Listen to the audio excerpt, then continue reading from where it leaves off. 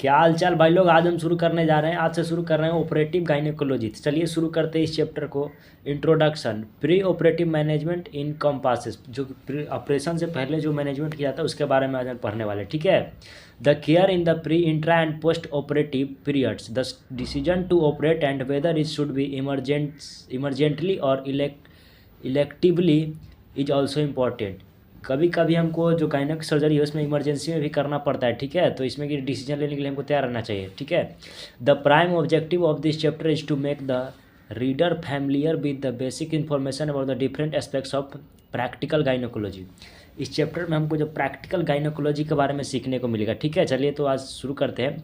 Will the technical details में only concern the specialist. The beginner should be familiar with the basic principles of the pre-operative gynecology. The interested readers may go through the available textbook of operative gynecology the further details, ठीक है। तो चलिए शुरू करते हैं।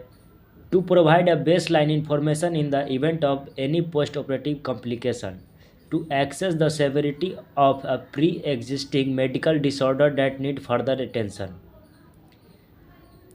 The investigation should preferably be done prior to admission. जबकि हमको patient को एडमिशन करने से पहले हमको कुछ इन्वेस्टिगेशन करना ज़रूरी होता है। चलिए उस इन्वेस्टिगेशन के बारे में जानते हैं। तो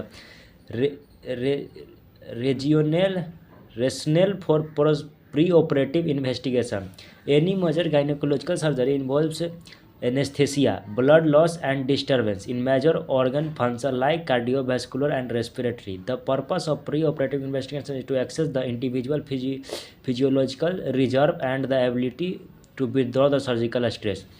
जो कि हम लोग सर्जरी करने जाते हैं तो सर्जरी के थ्रू हमको सर्जरी में एनेस्थीसिया देना पड़ता है, ठीक है। तो वहाँ पर जो ब्लड लॉस होने का चांस रहता है, डिस्टर्बेंस हो सकता है मेजर ऑर्गन्स का function like cardiovascular respiratory system. तो इसके लिए हमको जो सारा फिजियोलॉजिकल जो फंक्शन होता है उसको पहले देखना पड़ता है कि सब कुछ सही है नहीं है, स्ट्रेस में सर्जिकल स्ट्रेस मैनेजमेंट कितना है। अगर देखो पेशेंट को अगर ऑपरेशन रूम में ले जाओगे तो वहाँ पर उसको स्ट्रेस्ड होगा, तो उस स्ट्रेस कितना सह कर सकता है, उसको क्या किया जा सकता है, ठीक है। तो ये सब देखना पड़ता है, जो कि आपको जो जैसे ना ABC management, airway breathing circulation, ये सब आपको मैनेज करना पड़ता है, ठीक है। ये सब पहले आपको चेक करना, अगर नॉर्मल है तो ठीक है, वरना इसको पहले मैनेज किया जाता है। ऐसे नहीं आप किसी को एनेस्थीसिया दे सकते हो, ठीक है। और जानते हैं routine investigation for major surgery, अगर हम लोग बड़ा कोई सर्जरी करने जाते हैं तो उसमें रूटीन एग्जामिनेशन करना बहुत जरूरी होता है, इन्वेस्टिगेशन, ठीक है। तो चलिए दूसरे रूटीन में क्या क्या आता है। Blood estimation of haemoglobin, haematocrit, total and differential leucocyte count, platelets count, blood group and cross matching are done. देखो ब्लड, जब हम लोग सर्जरी करने जाते हैं तो वहाँ पर ब्लड लॉस होने का चांस रहता है, तो इससे हमको इमरजेंसी में उस समय क्रॉस मैचिंग नहीं करना चाहिए, हमको पहले से क्रॉस मैचिंग करके ब्लड रख लेना चाहिए, ठीक है। अगर बहुत ज़्यादा अगर एनेमिक पेशेंट है तब वहाँ पर हमको जांच कराना, ब्लड के लिए हमको डिफरेंशियल ल्यूकोलाइट्स काउंट कराना पड़ता है, प्लेटलेट काउंट्स, ब्लड ग्रुप, ये सब करना पहले जरूरी होता है। अदर ब्लड टेस्ट जैसे कि liver function, renal function, serum electrolytes, blood sugar in aged women और इन कॉम्प्लिकेटेड केसेस। देखो यार कभी कभी जो हमको ओल्ड पेशेंट होते हैं ना उनका भी हिस्टेक्टमी करना पड़ता है कभी कभी, या फिर और गायनेकोलॉजिकल कोई सर्जरी करना पड़ता है, तो उनमें अदर जो टेस्ट होता है ना ये इन्वॉल्व करना बहुत ज़रूरी होता है। Liver function test, renal function test, serum electrolytes, blood sugar in age, जो कि अगर बहुत ज़्यादा एजेड पेशेंट उनको शुगर करना बहुत ज़रूरी है, क्योंकि उनको यार शुगर हो सकता है, रहता है बहुत ज़्यादा को, ठीक है। अगर केस भी अगर कॉम्प्लिकेटेड पेशेंट है तो उसमें भी ये सब चेक करना बहुत जरूरी। Liver function test, KFT, LFT, KFT सब करना बहुत ज़रूरी होता है। यूरिन में आते हैं तो urine routine and microscopic analysis includes examine for protein, sugar, cast and pus cells. It pus cells are more than 5 per high power field, culture sensitivity required. Urine test के लिए हमको कल्चर सेंसिटिविटी करना जरूरी होता है। फिर chest test, जैसे कि किसी को निमोनिया हो सकता है जब एनेस्थीसिया के बाद कोई कॉम्प्लिकेशन ना है। For otherwise healthy individual below the age of 40 there are not essential, जो कि हमको 40 से अगर 40 ईयर्स से नीचे का जो पेशेंट होता है ना उसको चेस्ट एक्सरे करना कोई कंपलसरी नहीं होता, पर भी आप करा सकते हो यार, आपके बेनिफिट्स है, इसमें कोई घाटा नहीं है। But women above 40 years age should preferably have CXRN, ECG and serum electrolytes analysis. पर जो 40 से ज़्यादा है उनको ये करना बहुत ज़रूरी है, ठीक है। उनको ये करना ही पड़ेगा, हम लोग यहाँ पर है उनको ये करना पड़ेगा, ठीक है, उनको करना ही पड़ेगा चेस्ट एक्सरे। हेल्थ अगर 40 से ज़्यादा तो उनको करना ज़रूरी है यार, ठीक है। ये नहीं करोगे तो आप कुछ भी यार कॉम्प्लिकेशन हो सकता है, तो वहाँ पर थोड़ा सा ध्यान रखना है, ठीक है। If there is any history of systemic disease, relevant investigation should be carried out accordingly. Relevant investigation, example echocardiography, coagulation profile should be done as indicated. A special investigation appropriate to some lesions such as VVF malignancy have been mentioned in the concerned chapter. चलिए आगे की ओर जानते हैं. To protect the surgical staff, screening for hepatitis B in high risk group is necessary. अगर किसी hepatitis patient को हम लोग हेपेटाइटिस बी पॉजिटिव पेशेंट को हम लोग केयर करते हैं, हम लोग नर्सिंग स्टाफ वाले, उनको उनका प्रोटेक्टिव किट उनको लेना बहुत ज़रूरी होता है, वरना इन्फेक्शन उनको भी हो सकता है. The screening of for HIV antibody should be done following patient counselling and permission लेने चाहिए. Hepatitis HIV antibody should be done, उसको कर लेना चाहिए. ठीक है, चलिए आगे जानते. एडमिशन, पेशेंट को एडमिशन कैसे करना है. जैसे देखो पेशेंट को हम भर्ती करते हैं ना, जैसे ही करते हैं यार चलना है एडमिशन करते हैं, अभी से इनको रखना है यहीं पर 8 दिन के लिए, चलिए शुरू करते हैं. The patient is to be admitted on the day or 1 to 2 days prior to operation. Patient को हम लोग उसी दिन या तो एडमिशन करते हैं या फिर 1-2 दिन पहले. ठीक है. Special cases need earlier admission, जो कि हमको स्पेशल केस होता है कभी कभी, तो उसको जितना जल्दी से उतना जल्दी एडमिट कर लेना चाहिए. ठीक है. During this period re evaluation of the case and examination by anaesthetist should be done. Re evaluation of the case and examination by anaesthetist should be done. During the period के समय re evaluation of the case, जो case है and exam, उसको examine करना चाहिए. Anaesthesia के anaesthetist जो होते हैं, जो एनेस्थेसिया देने वाले होते हैं, उनको एग्जामिन कर लेना चाहिए. ठीक है. अब जानते हैं प्री ऑपरेटिव वर्कशॉप. हमको जो प्री ऑपरेटिव में जो वर्क करना पड़ता है उसके बारे में चलिए शुरू करते हैं. Inquiry should be made about the details for medical और सर्जिकल हिस्ट्री. जो हमको इंक्वायरी करना चाहिए सर्जिकल हिस्ट्री के बारे में जान लेना चाहिए, मेडिकल हिस्ट्री के बारे में, जैसे कि anaemia, diabetes, hypertension, tuberculosis, urinary problems, kidney, liver disease, jaundice, asthma, malignant disease, drug allergy, corticosteroid therapy, any infection, HIV और medication used are to be noted. अगर कुछ भी ऐसा है तो उनको बता देना चाहिए, या फिर उनको जांच में तो ऐसे पता चलेगा, फिर भी यार पूछ लेना चाहिए. ठीक है. Benefits of pre operative evaluation are decrease surgical morbidity.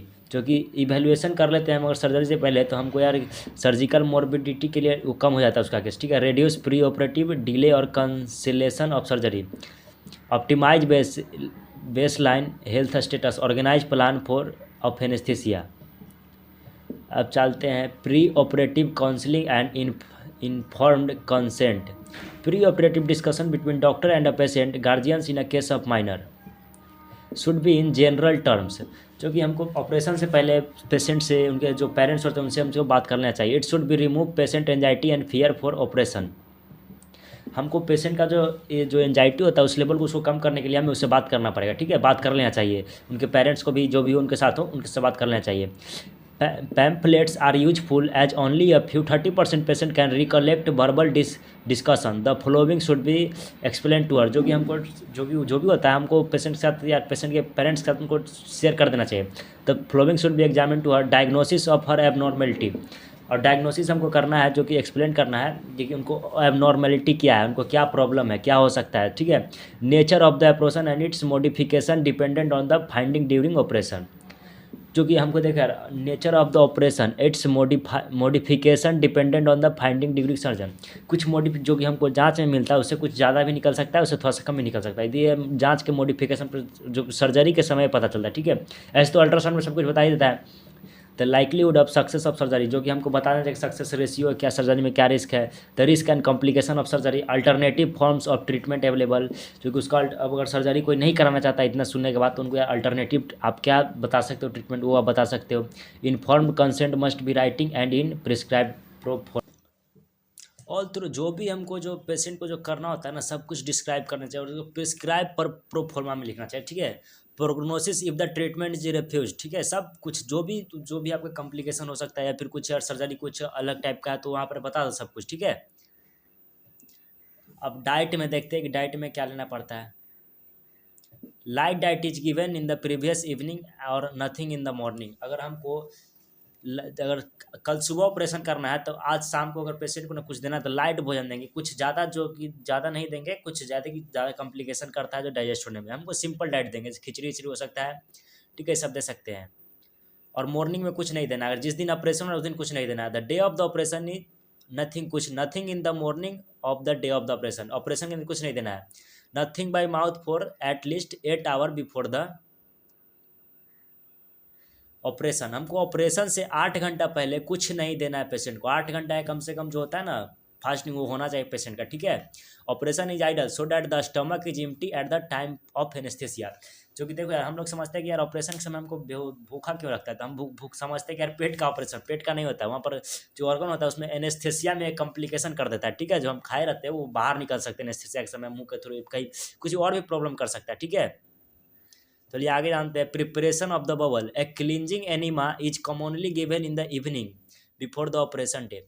जो कि यार बबल का क्लीन होना बहुत जरूरी होता है, अगर उस समय कुछ कॉम्प्लिकेशन होता है सर्जन को दिक्कत हो सकता है, तो इसलिए कि आपको एक दिन पहले आपको एनिमा दिया जाता है, ठीक है। एनिमा पेशेंट को घबराना चाहिए, एनिमा लेना चाहिए।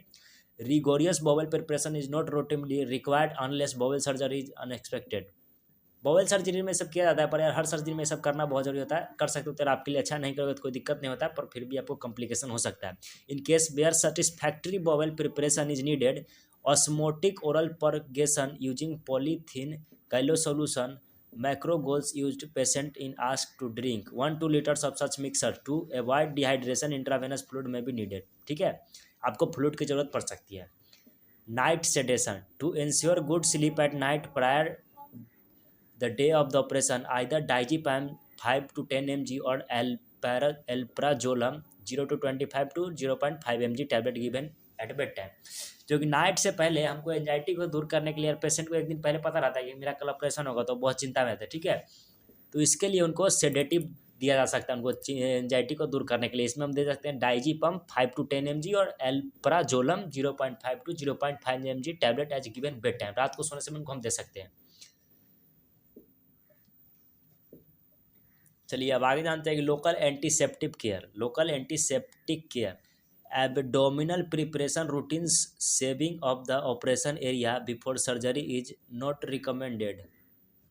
जो कि हमको एब्डोमिनल प्रिपरेशन करते हैं तो उस समय जो कि यार जहाँ पर हमको सर्जरी करना है वहाँ पर हेयर को जो यार सेविंग कर लेना चाहिए, क्योंकि यार सर्जन के समय उसमें दिक्कत, स्टिच लगाने समय फिर इंसिजन मारने से दिक्कत हो सकता है, तो इसलिए रिकमेंड नहीं है पर आपको कर लेना चाहिए, ठीक है।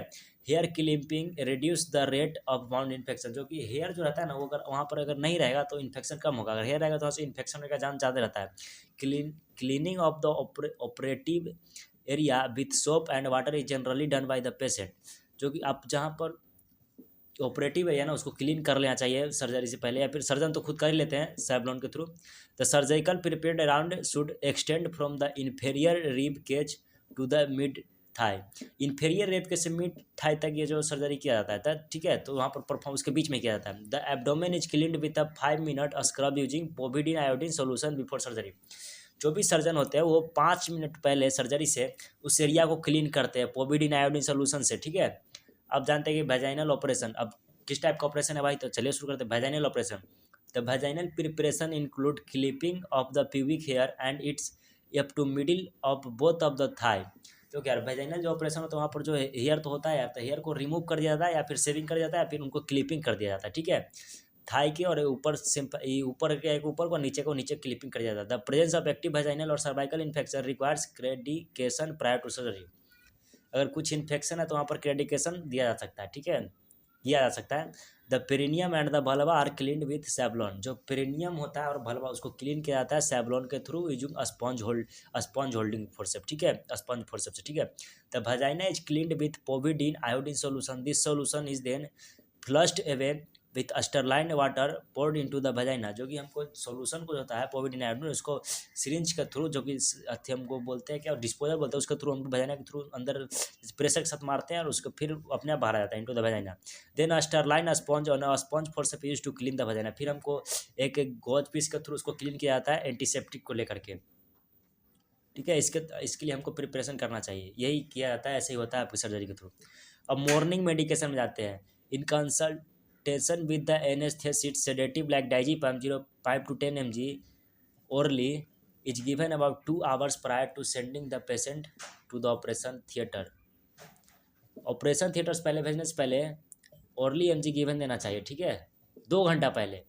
और ऑपरेशन थिएटर से पहले ले जाने, ऑपरेशन रूम में ले जाने से पहले। और injection atropine sulphate 0.6 mg usually not as a routine administration in the operation theatre intravenously by the anaesthetist. Atropine injection देना बहुत जरूरी है, ठीक है, वहाँ पर जो हार्ट का रिदम होता है उसको कंट्रोल करता है। अदर मेडिकेशन जो हम दे सकते हैं, the patient is generally advise to take all regular medication on the morning of the surgery with sips of water unless contraindicated.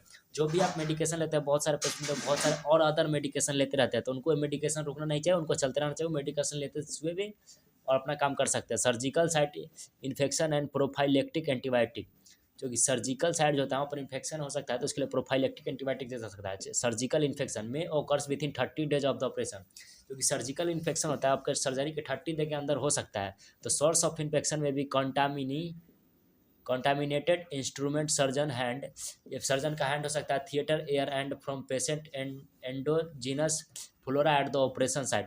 या फिर ऑपरेशन के समय जो भी कुछ भी इन्फेक्शन होता है ना, एक कंटामिनेटेड इंस्ट्रूमेंट, कभी इंस्ट्रूमेंट कोई साफ नहीं किया है, फिर कुछ गलती हो जाती है, फिर सर्जन का जो हैंड होता है ये भी आपको कंटामिनेटेड कर सकता है, इन्फेक्शन कर सकता है, ठीक है।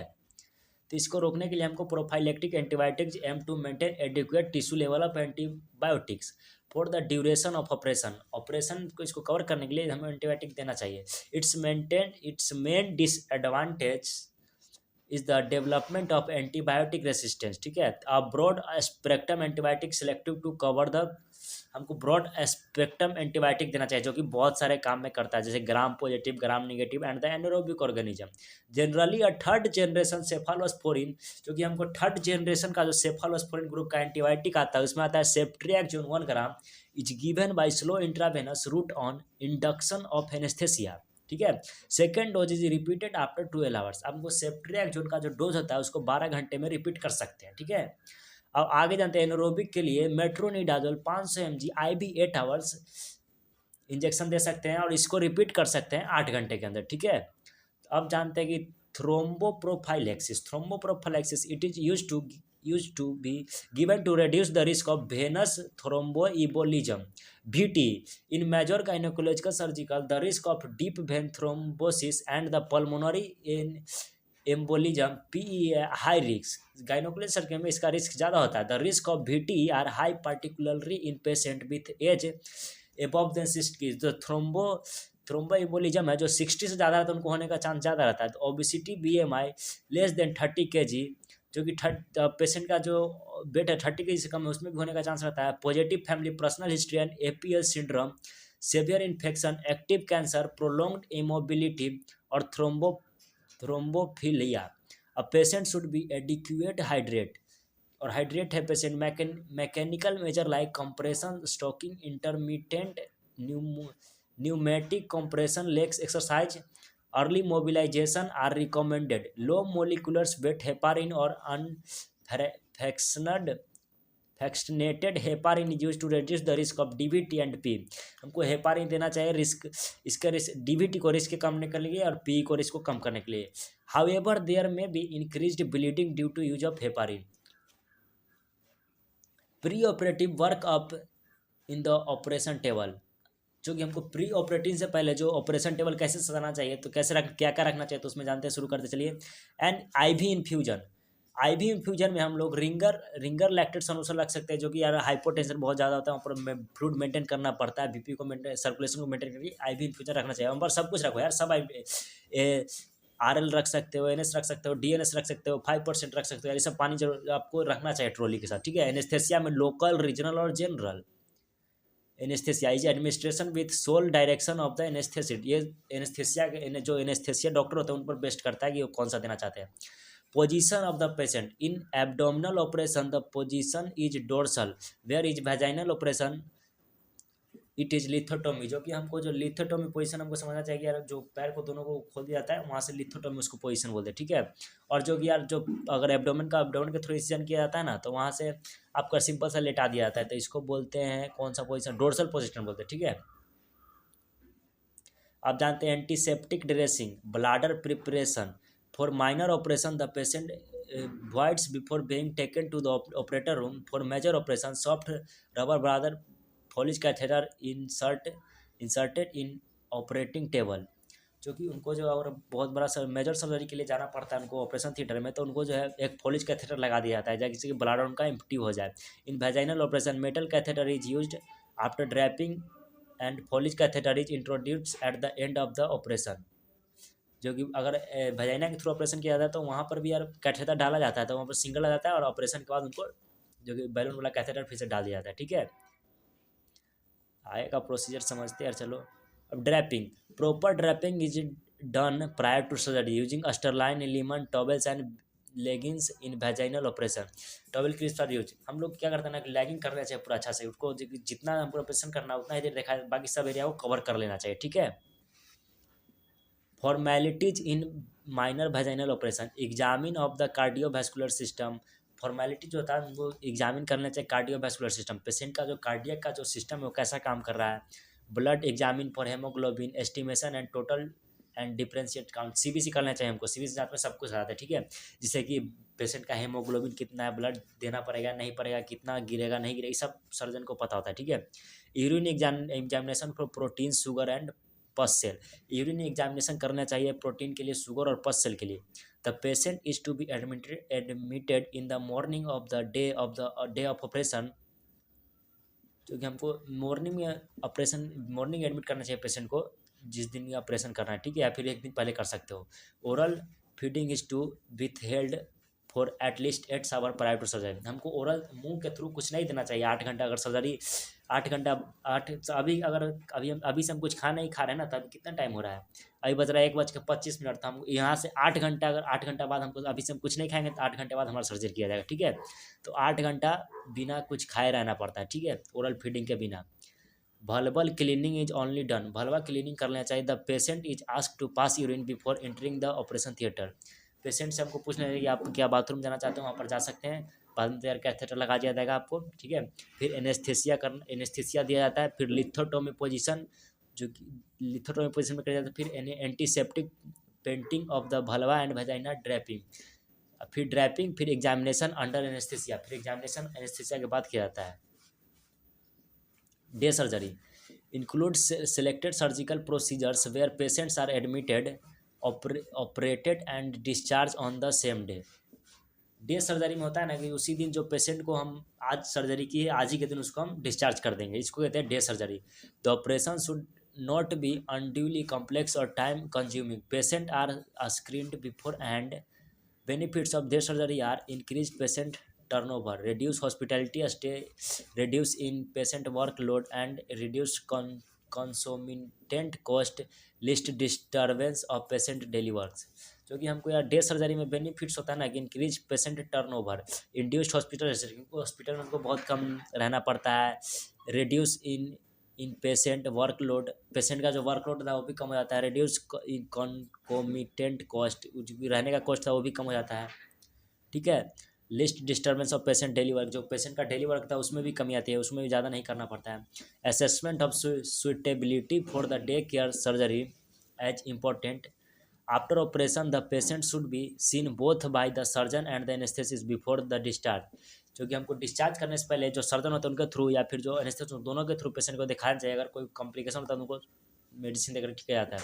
Follow up procedure analgesic and availability of emergency service are explained to the patient, जो कि हमको सर्जरी के बाद हमको एनाल्जेसिक देना पड़ता है, अगर दर्द है तो एनाल्जेसिक तो दोगे ना यार, फिर जो भी फर्दर जो एक्सप्लेन कर देना चाहिए पेशेंट को। ठीक है, common gynaecological day surgery cases, common gynaecological day surgery cases देखो कि डायलेशन एंड केरोटेज, जिसको कि हम डीएनसी कहते हैं, टर्मिनेशन ऑफ प्रेगनेंसी डीएनई। ठीक है, बायोप्सी प्रोसीजर, जो कि बायोप्सी किया जाता है, कभी यूट्रस का कुछ भी का बायोप्सी, सर्विक्स का, सब का बायोप्सी किया जाता है, तो सेम डे पेशेंट को छोड़ दिया जाता है। एग्जामिनेशन अंडर एनेस्थेसिया, जो पेशेंट अगर बहुत दर्द में या फिर कुछ और कर रहा है, चेक करने नहीं दे, उसको एनेस्थेसिया देकर के एग्जामिन किया जाता है, तो उसमें भी यार पेशेंट को सेम डे छोड़ दिया जाता है। Endoscopic procedure like diagnostic hysteroscopy laparoscopy same day patient को छोड़ सकते हैं। लेप्रोस्कोपिक स्टरलाइजेशन ऑपरेशन, लेप्रोस्कोपी के थ्रू अगर स्टरलाइजेशन किया जाता है तो उसमें भी पेशेंट को सेम डे छोड़ दिया जाता है। ओवेरियन ड्रिलिंग डायथर्मी, उसमें पेशेंट को सेम डे छोड़ दिया जाता है, ठीक है। Trans cervical resection, ablation of endometrium. तो चलिए यार, आज के वीडियो में हम लोग यहाँ तक कवर कर चुके हैं। आने वाले अगले पार्ट 2 में इसका देखेंगे कि इसके नीचे इंट्रा ऑपरेटिव केयर क्या होता है, इसमें क्या क्या करना पड़ता है, ठीक है। तो आज की वीडियो में इतना ही, फिर मिलेंगे कभी अगले वीडियो में, तब तक